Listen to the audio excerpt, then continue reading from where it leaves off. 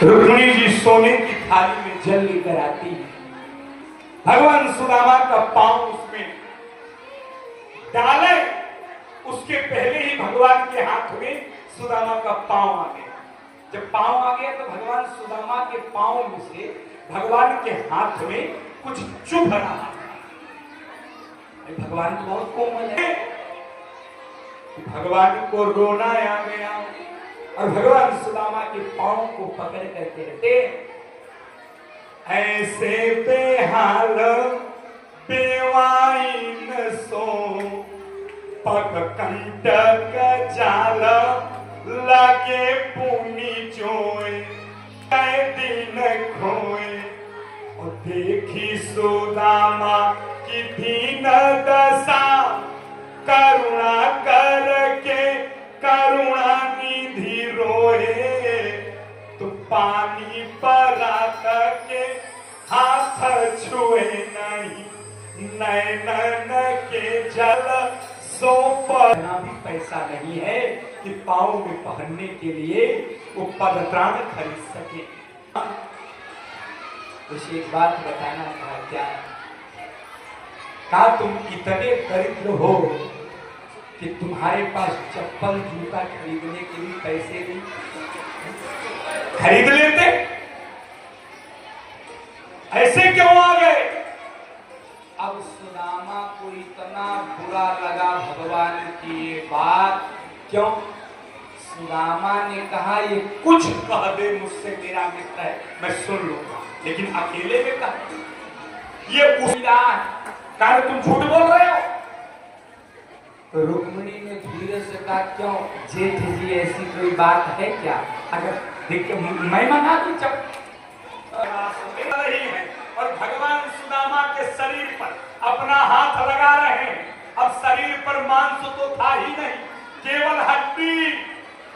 लेकिन सुदामा उस समय घबरा गए जब रुक्मिणी के पीछे देखे एक घड़ा पानी पड़ रहा, 16,000 घड़ा तैयार है करने के लिए लेटे।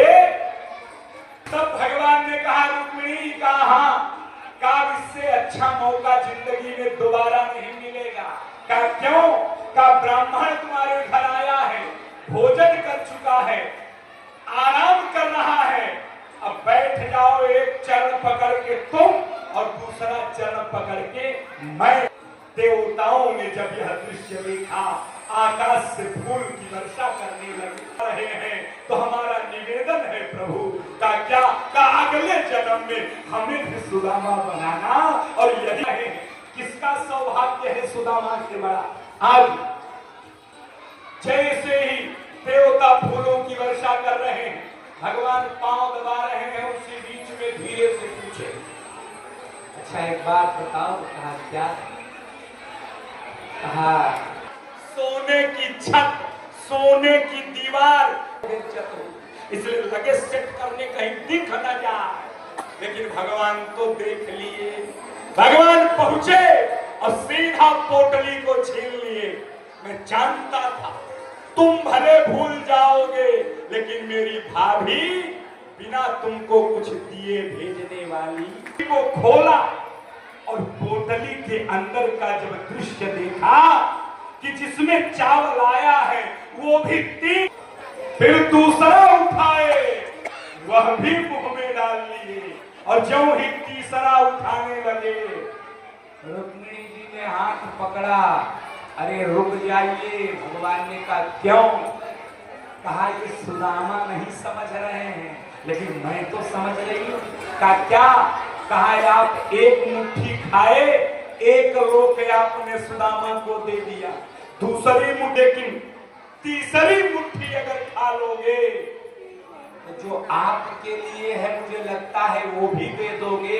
तो कहीं ऐसा न हो कि तीसरी मुट्ठी के बाद सुदामा कृष्ण हो जाए और कृष्ण भाव से लेता हो। तांस तथैव भजाम्यहम्, जो मेरा भजन जिस भाव से करता है मैं भी उसका भजन उसी भाव से करता हूं।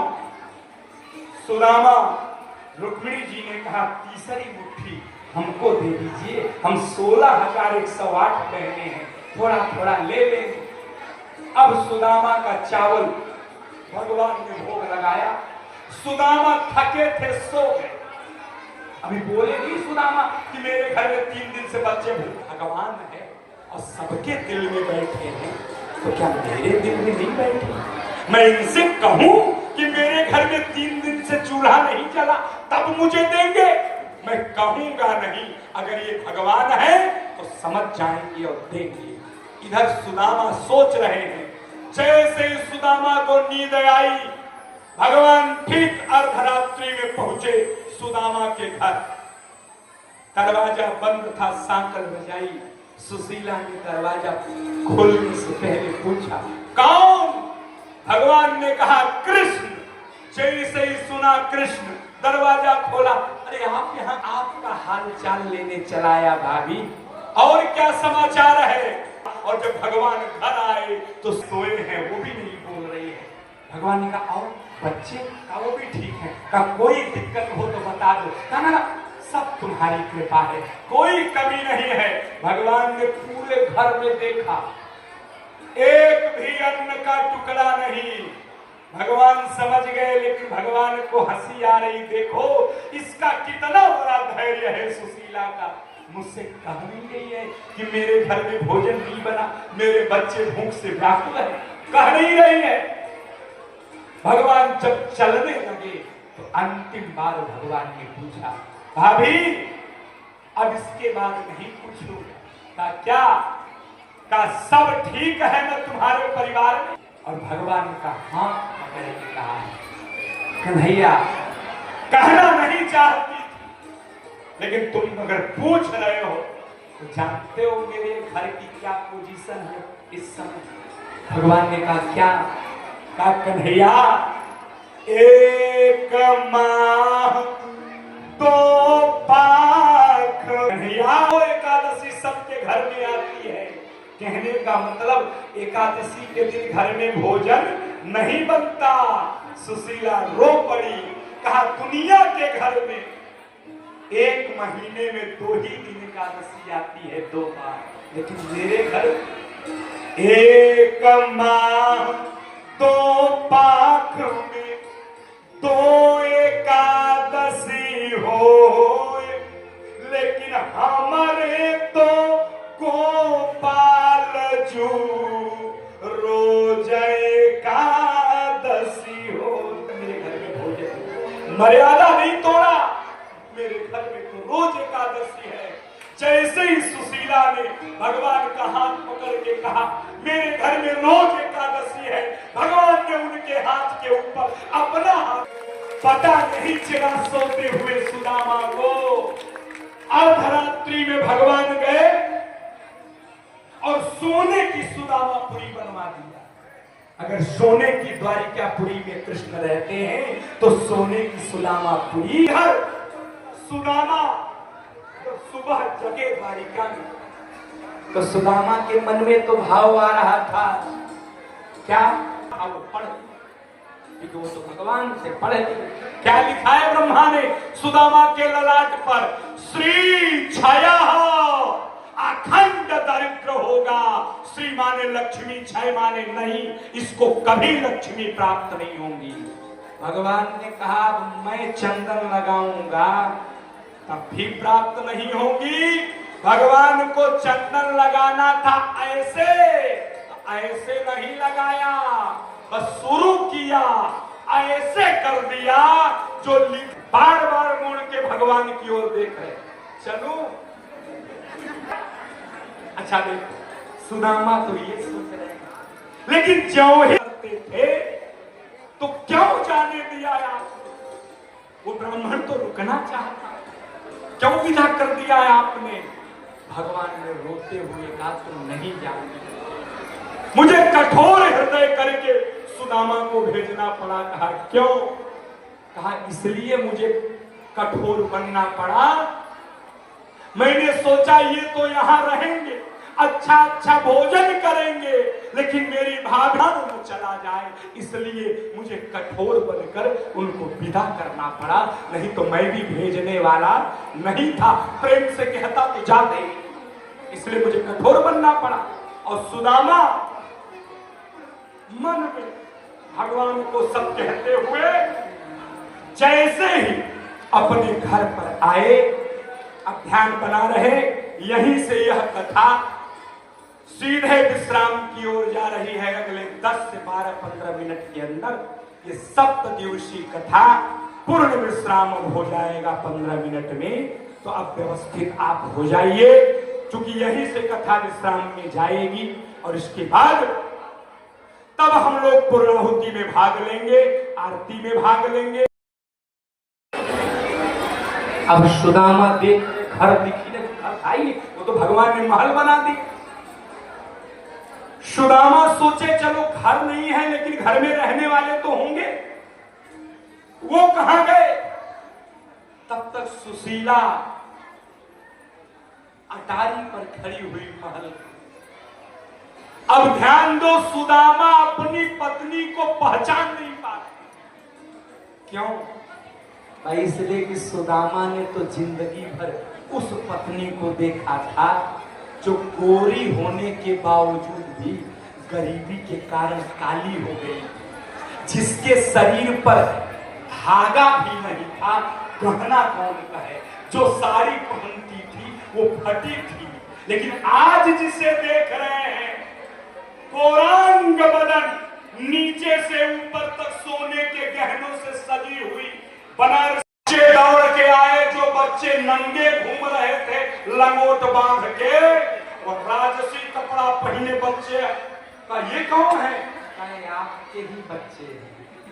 कहा, और ये सोने का मकान का ये भी आपका ही है। कहा ये सब एक रात में आया कहां से? सुशीला ने कहा आप तो चले गए, रात्रि में कृष्ण आए थे। कहो क्यों आया था? जब वहां नहीं खिला पाए, कन्हैया मुझे क्षमा कर देना, बहुत से कटु वचन मैंने तुमको कहे हैं, लेकिन आज मैंने जाना कि तुम कैसे कृपा करते हो। कहा मतलब? कहा सखावत खुद तेरी गलियों में चक्कर काटते देखी, फैलाया जिसने भी अपना कर तेरे दरबार में मालिक, तुझे देते नहीं देखा, मगर झोली भरी देवी कृपा करोगे इसकी उम्मीद मुझे नहीं। भगवान को याद करके पुनः अपने परिवार के साथ में सुदामापुरी में निवास करने लगे। इसके बाद सुखदेव जी अन्य चर्चाओं को करते हुए, कई सारी कथाओं को सुनाते हुए घड़ी देख रहे। सुखदेव हाथ वाली घड़ी नहीं, उस समय हाथ वाली घड़ी नहीं, आकाश निकल चुका है, को 10 लेगा। सुखदेव जी ने है, याद रहे, संपूर्ण भागवत नहीं सुनाया है परीक्षित को। भागवत अधूरी थी जब सुखदेव जी भागवत छोड़कर चले गए थे। क्यों? परीक्षित का प्राणांत हुआ, सुखदेव भागवत छोड़ दिए। बाद में उस भागवत को रोमहर्षण सूत के पुत्र उग्रश्रवा सूत ने उसी गद्दी पर बैठकर संपूर्ण भागवत को पूर्ण किया। सुखदेव जी ने देखा तक्षक नाग निकल चुका है। सुखदेव जी ने कहा परीक्षित कहा का भागवत पूर्ण हो, क्योंकि भागवत पूर्ण नहीं हुई, क्योंकि सुखदेव को मालूम था अगर पूर्ण करूंगा तब तक परीक्षित को नाग दस लेगा, और अगर नाग ने दस लिया तो इनको प्रेत योनि में जाना पड़ेगा, और भागवत सुनने के बाद अगर ये प्रेत योनि में चले गए तो भागवत की महत्ता समाप्त हो जाएगी। इसलिए सुखदेव जी को दोनों की गरिमा बड़ी प्रणाम किया। सुखदेव जी ने माथे पर हाथ रखा परीक्षित के, का बेटा मेरा आशीर्वाद है, अभी तत्काल तुम्हारा प्राण ब्रह्मांड से निकल जाए। जैसे ही कहा इधर परीक्षित का सर फटा, प्राण में 7 दिन भागवत की कथा आज अगर परीक्षित ने सुना था। समय समय पर हम लोगों को अनेक संत विद्वान महात्माओं आचार्यों के द्वारा समय समय पर भागवत की कथा हमेशा सुनने को मिलती रहती है।